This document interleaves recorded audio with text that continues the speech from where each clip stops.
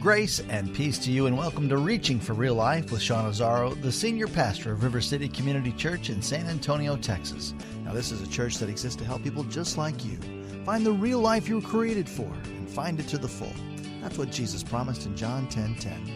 And today we continue in the series called In This We Trust, as Pastor Sean will give you practical advice on biblical wisdom when it comes to your finances.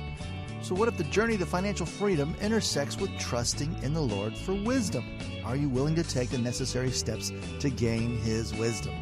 RealLife.org has this full message, sermon notes, and series available for free. But if you feel led right now to bless this listener-supported radio ministry, then please do. There's a place to give at RealLife.org. It's part 2 of the message, Learning Financial Wisdom. Pastor Sean is teaching from 2 Thessalonians 3 and put a marker in Proverbs. It's time for Reaching for Real Life Radio. Write down 10, 10, 80. 10, 10, 80. It's so simple. The idea is to tithe 10, save 10, live off of 80. And I lost like half the crowd right now. Some of you are like, dude, you're out of your mind. Are you kidding me? I can't live off 100%. There's no way I'm going to live off of 80. I want you to hold that thought for a minute. The idea is pay God first because it's all His. The tithe is holy to the Lord. Honor Him. Come under that covenant of His blessing. Come under the promises of His blessing. Pay yourself second. This is what you're going to, and I'll talk about this in a minute, and then live off of the rest. 10, 10, 80. Proverbs 21:20. Look what it says. In the house of the wise are stores of choice food and oil, but a foolish man devours all he has. That's very convicting. Let me just say, by the way, as I share these principles, every time I teach on finance, every few years I'll teach on finances, I am convicted again. And Lori and I really try to work and live off of wise financial principles. But there's areas where you slip, because you know what? My flesh never wants to lead me towards wisdom. The carnal nature, the flesh in me, always wants to lead towards self-indulgence and foolishness. It's the spirit that leads towards wisdom. So whenever I come to this, there's things that I find convicting, and this is one of those things. Look at that. That's what the scripture says about the house of the wise.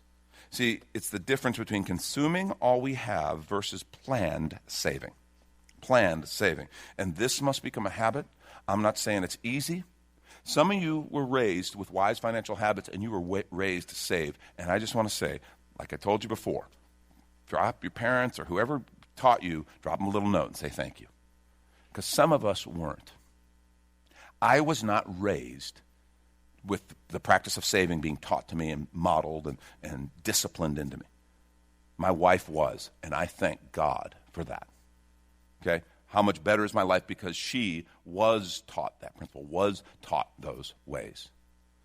But you need to know this needs to become a habit. And if it's not, it's going to hurt at first. But then it'll yield good fruit. See, savings is so powerful. In fact, I want you to write this down. Savings equals, in your notes, savings equals freedom fund. That's what it is. Savings is your freedom fund. God wants you to be free. This is one of the ways that He enables you to do that. It enables you to live beyond survival. Remember we talked about how many people are living paycheck to paycheck? We talked about that a couple weeks ago. And in light of the financial shutdown and all these government employees, who people were very worried, and a study came out that showed 78% of people live paycheck to paycheck. They have no provision if something goes wrong. Zero. It's like almost 80% of the people in our culture. And so if this room is any indication, if we are similar, that means 80% of the people in this room need to really pay attention to what's being said right now. Because this allows us to live beyond that survival. Get out of the paycheck to paycheck mode.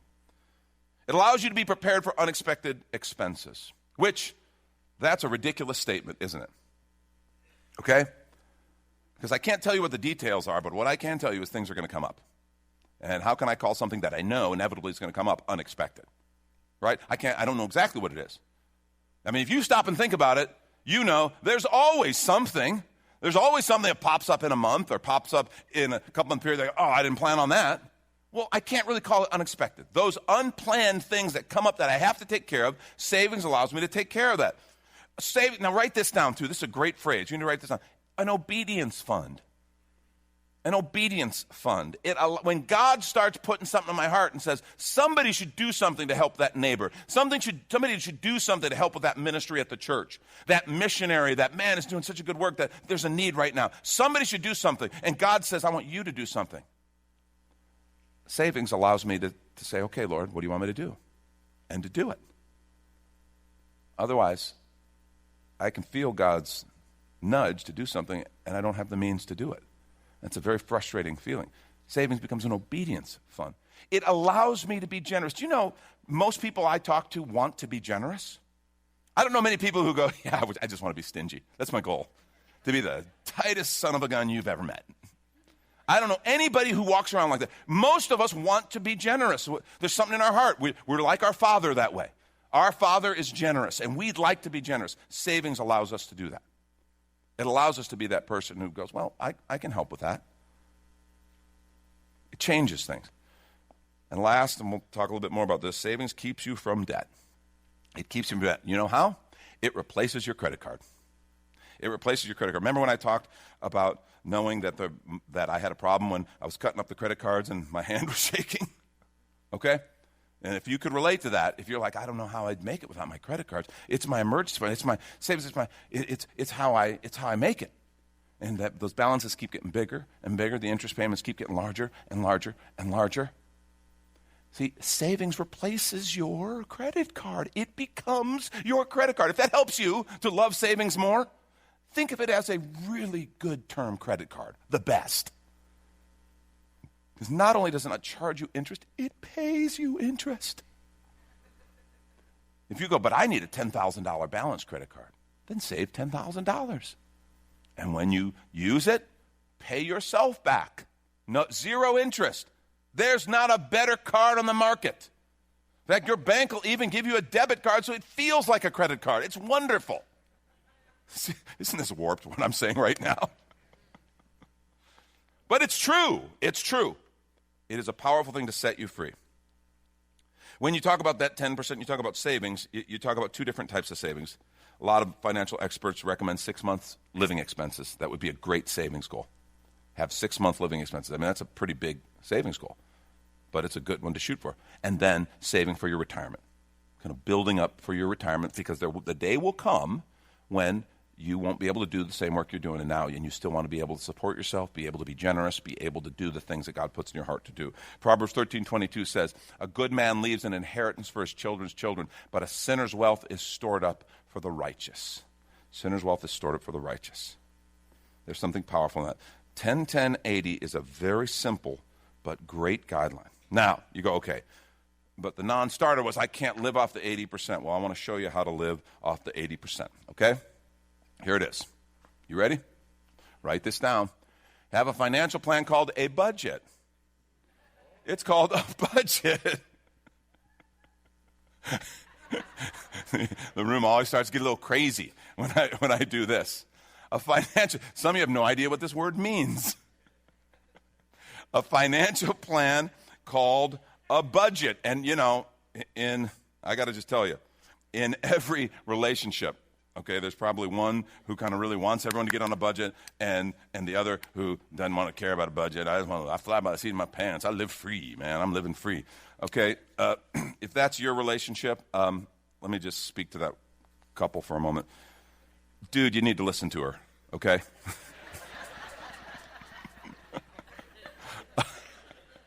I'm sorry. That was sexist. That was wrong. I frown on that.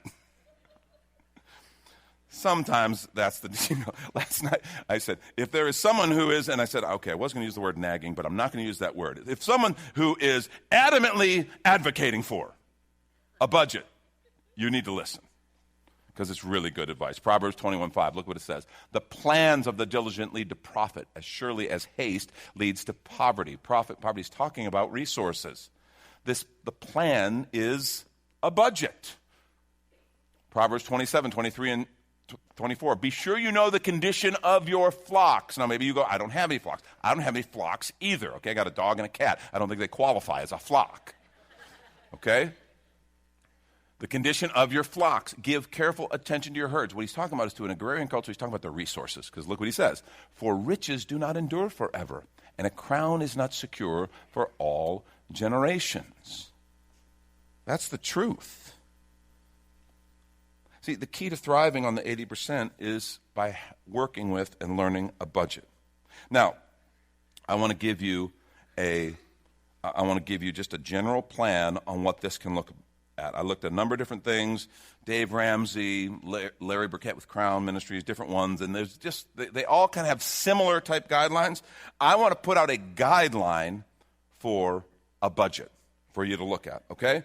First slide, okay? This is like Dave Ramsey uses these numbers, several others use these numbers. This is a potential budget. Tithe 10, save 10, live off of 80, okay? Housing, 25%, which is a pretty conservative figure, okay? And understand, this is not the Bible. This is not God. You may move these numbers around, okay? And that's fine. If you go, boy, I've got a great housing situation. I don't need that much. Or I can do this. But my transportation, I might need a little more just because of where I'm at. That's fine. Here's the key. Here's the big budgeting tip. Write this down. The total can't equal more than 100%. That's the key. The budgeting wisdom 101. The total can't equal more than 100%. And the problem for many of us is that total has been more than 100%. And that's how you get into debt. You get into trouble. Okay? So this is a recommended. Depending on your medical insurance and the way your company takes care of that or whatever, you may not need that to come out of your income. I don't know. You may need a little more. But you adjust. If your household income were $4,000 a month, here's what these numbers would look like. And right away you can see housing, it's doable, but you're going to be searching. And it's going to be, it's not going to be easy necessarily, but that's doable. And you see all the others and you go, okay, there it is. If your household income is $4,000 a month, that's a target for your expenses. You may need to juggle them around, but remember the number one rule, can't be over 100%. If your household income were $10,000 a month, similar deal. Here's what you're looking at. Your house, you might go, well, I don't need that much. Well, great, you can move over here. You have some left over to do something different with. If your utilities, transportation, you might go, I don't need that. Or maybe I do, I don't know. Medical remaining. That's just one guideline, okay? This is not the Bible. Move it around as you need, but remember, you got to live within 100%. And some of you are sitting going right now, I can't live on that. I want to tell you, when you do this, you're choosing to trust God, and you need to trust Him to empower you to live off of the 80%. That's where you begin to trust the Lord. And some people say, well, there's no way, I can't do it. Let me say to you, you might be blowing more of it than you think. Ooh, that just got ugly, didn't it? You might be blowing more than what you think. In the beginning, when you start budgeting, what they'll tell you is find out what you spend. Some people are able to write down every expense, and they will do that, okay? And there's apps to help you do that. That's awesome. Do it. Couples, you got to do this together. The Every Dollar app will help. Great tools. Some people write everything down. Another way that we discovered to do this, and it was actually through one of the teachings I was doing a few years back, I was going to talk about a financial fast. A financial fast. And I remember I'm in my study, and I come up with this thought, financial fast. What a financial fast. And I said it out loud like that. What would a financial fast look like? And Lori's in the next room reading, but she overhears me. So I go, what would a financial fast look like? She goes, stop spending. To the moon, Alice, to the moon. What's worse is when she's right. And this is when we take a quick minute to remind you you're listening to Reaching for Real Life with Pastor Sean Azzaro, a listener-supported ministry of River City Community Church, in this message called Learning Financial Wisdom. The series is called In This We Trust, which is available right now on the sermon page at reallife.org. And while you're there, if you've been blessed by this teaching, your gift of any amount helps this radio ministry continue to help others. Just find the Give tab at reallife.org. And Pastor Sean Azzaro, now an author, invites you to check out his brand new book. 302 Books, a division of Salem Media Group, presents A Pilgrim's Guide to the Spirit-Filled Life, Rediscovering the Gift of the Spirit, authored by Sean Azzaro, pastor of River City Community Church in San Antonio, Texas. Growing up in and around Pentecostal churches, I really learned to appreciate the role of the Spirit in the life of the believer. But I also saw what I considered to be imbalance and excess in some of our churches when it came to how we taught about the infilling. Now available at Amazon.com, Sean Azzaro shares his most requested teaching and radio broadcast series in a devotional form, encouraging you to embrace the Spirit-filled life. I wrote in a devotional style to encourage readers to examine the Scripture with fresh eyes and make room for the Lord to speak about the role of the Spirit in our lives. The goal of the whole book is to simply make you hungry for more of the Spirit. Order your copy of A Pilgrim's Guide to the Spirit-Filled Life by Sean Azzaro today at Amazon or reachingforreallife.org. And now the conclusion to the message, Learning Financial Wisdom. This is Reaching for Real Life Radio. Stop spending, no spending. That's what a financial fast. So we actually did one. Only purchase necessities. We did it for 1 month, just to see. Only necessities. No eating out. Okay? Unless, because it's, yeah, exactly. It just got ugly, didn't it? Unless it's absolutely necessary, like a business thing or something. And even then, eat for sustenance and nutrition, not entertainment. Drink water. No entertainment that costs extra money. In that month, there was none of that. No purchases other than necessities. And I discovered I didn't need more clothes, shoes, toys, tech, books, apps, music, etc. That was, my little punch. Put a pause on luxuries, things like housekeeper, lawn services, paid car wash. If you're not a mechanic, have your oil changed, okay? That would not be smart to, not take care of your car. But literally, any other paid luxury, put a pause on them. Brace yourself, here it is. Drink tap water. Oh, God. Even at that, because when Lori and I went, now all of a sudden we're cutting. And at first we're cutting on, then we start looking at each other. You could cut that. You could cut. Lori's like, some water's just nasty. No, I have my limits. How about this one? Make your coffee at home. You're like, oh, God, this is getting so third world. It's $5 a day if you're stopping at Starbucks every day to start your day with a cup of coffee. That's $100 a month at least. 5-day work week. Make your coffee at home.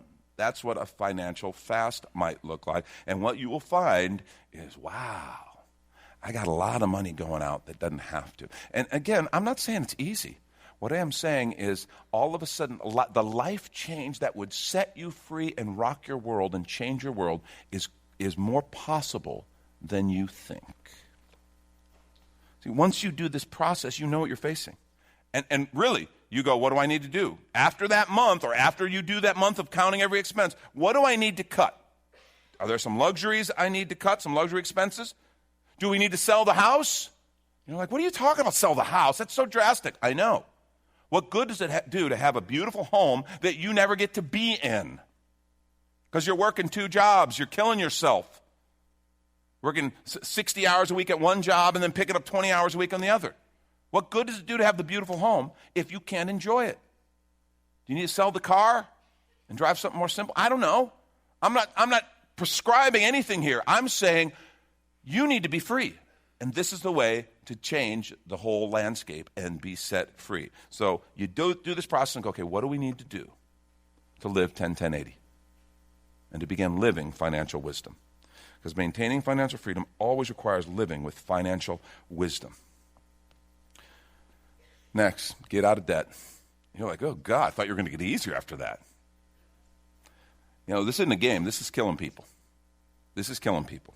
Romans 13:8 says, let no debt remain outstanding except the continuing debt to love one another, for he who loves his fellow man has fulfilled the law. Bible says the borrower is servant to the lender.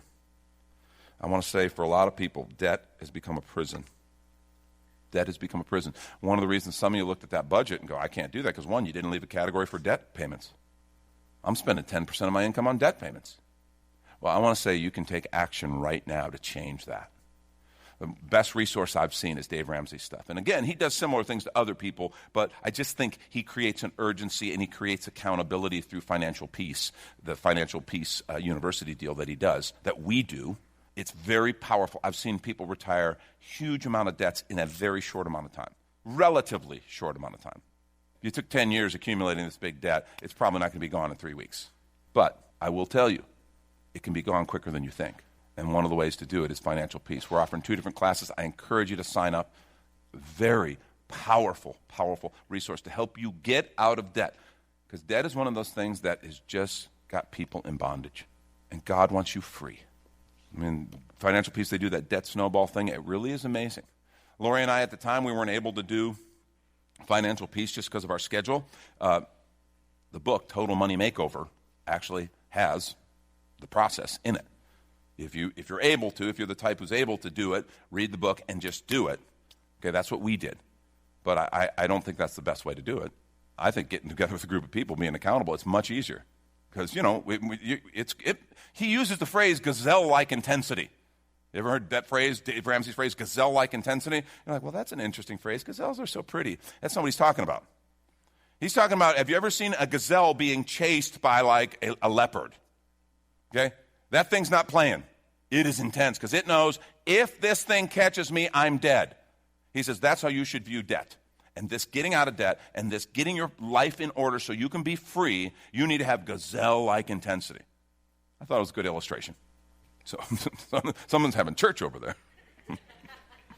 See, maintaining financial freedom always requires living with financial freedom. You need to get out of debt. And we have a great way of doing that. I want to encourage you to sign up and just do it. Just get it done. Because, man, life after is a whole lot freer, less stress-filled, and all of a sudden you can see your way clear to doing some of the things that God's put in your heart to do. Because maintaining financial freedom always requires living with financial wisdom, and that's financial wisdom. Last thing, I'll wrap with this. Actively surrender all your plans, your budgets, your debt plans, all of it, to the Lord's leadership. So important. You're like, well, wait a minute, didn't you already say that one? Put God first in your finances? Yeah, and I want to wrap with it. And it's a little different perspective, but actively surrender all your plans to the Lord's leadership. God, my work, my budget, all of it, my spending. God, I'm a disciple, I'm a follower of Jesus. And I want to follow you in regards to managing my resources because I know your heart for me is freedom. You want me to prosper, and you want my life and my finances, my resources to have purpose. And I want that too. And I trust you. So I'm going to surrender my plans to your leadership. Proverbs 16:3 says, commit to the Lord whatever you do, and your plans will succeed. Lord, I'm committing to you first. And from that place of surrender, now I will, under your leadership, establish plans. Kind of this idea is, Lord, if you will, if you desire. I love this passage, James 4, beginning at verse 13, says, now listen, you who say, today or tomorrow we'll go to this or that city, spend a year there, carry on business, and make money. That's why you don't even know what will happen tomorrow. What is your life? You're a mist that appears for a little while and then vanishes. Instead, you ought to say, well, here's the powerful phrase, if it is the Lord's will, we will live and do this or do that. See, Lord, what is it you want? Don't make your financial plan an idol. You realize that, and I've seen, by the way, some people get involved in the Dave Ramsey stuff, and I've seen that become an idol. It's a powerful tool, but it's not the Bible. What you want to do is use that to be free and then begin to follow the Lord's leadership. Your life, I don't tell you this so now your life can become all about your money. You know your savings can be as much of an idol as your financial fear that allows debt. They can both become an idol.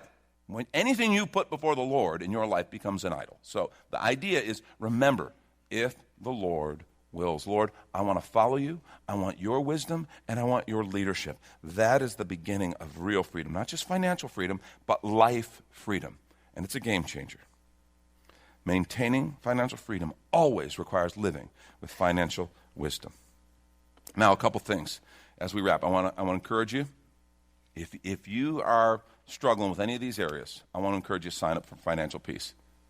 It is a worthwhile investment of time, of resources, of everything, just to go and do it. It really will change your life if you'll walk through and do that with a group of people. I just know it's a lot easier with a group of people than doing it alone. So I want to encourage you in that. Now, if there's some who are here like, well, I don't know that I'm ready for that, or I don't even know if I need that, I don't know. Maybe you're here and you go, but I need some help. I need to just ask a few questions. And guy gives a talk, and I've got, some great points, but also got some questions. I want to say to you, we have set up some people, I'll just call them financial advisors. They're not official financial advisors. They are Christian people that we know in this church who are wise with finances and who have managed their finances and their resources. Because remember I talked about one of the biggest hindrances is that we do this in isolation. Some of us have never been trained well, and then we make it private, and so we live in this loneliness and this despair. I just want to say, just don't continue to let this beat you up. Let's be free so that we can do what God's called us to do. That's Pastor Sean Azzaro. You've been listening to Reaching for Real Life Radio. And if you'd like to hear this full message in the series, In This We Trust, it's available right now on demand at reallife.org. And while you're there, we'd appreciate your feedback. You can leave us a note on our Contact Us page. Or even better, your financial gift helps this radio ministry continue. Find that Give tab at reallife.org. But of course, you're invited to visit and join us at River City Community Church, located on Lookout Road right behind Retama Park, next to the Real Life Amphitheater. If you'd like to call the church, the number is 210-490-5262. As Reaching for Real Life Radio is a service of River City Community Church. We hope you join us again next time as you travel the road to real life.